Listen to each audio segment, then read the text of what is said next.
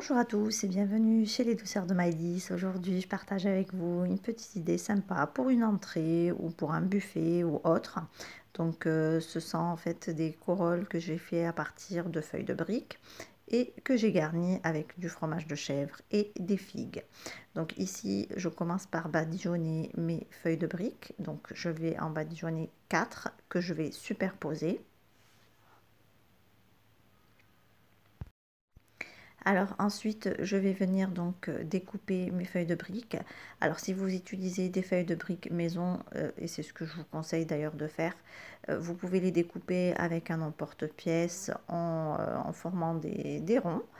Ça sera beaucoup plus facile à déposer dans votre moule, ou si vous utilisez des feuilles de briques industrielles comme moi ici, donc je vous conseille plus de les découper avec des ciseaux, ça sera beaucoup plus facile pour vous.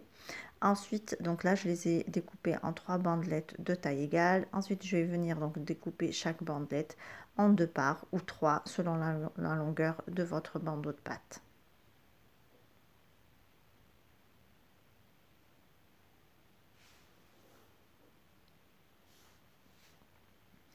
Voilà, une fois terminé, je vais donc récupérer mes carrés de pâte. Donc là, j'ai à chaque fois 4 feuilles que je vais venir donc déposer dans mon moule à muffins. Donc moi, j'ai préféré les mettre dans un moule à muffins. Donc vous appuyez bien pour qu'elles prennent bien forme de votre empreinte du moule. Voilà, ensuite je vais venir donc déposer ma farce dedans. Alors pour ma part, donc j'ai utilisé du fromage de chèvre frais. Donc là, je viens déposer chaque morceau au milieu de ma pâte, comme vous pouvez le voir. Donc là, au niveau du fromage, vous pouvez utiliser soit comme moi du fromage de chèvre frais ou bien de la bûchette si vous préférez, ou si vous n'aimez pas le chèvre, vous avez toujours la possibilité de remplacer par le fromage de votre choix. Ensuite, ici, je vais déposer des quartiers de figues. Alors, comme c'est plus forcément la saison des figues, donc j'ai utilisé des figues surgelées.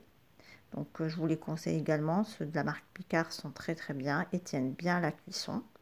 Donc, je viens déposer mes quartiers de figues au-dessus de mon fromage en appuyant un petit peu pour que la figue adhère.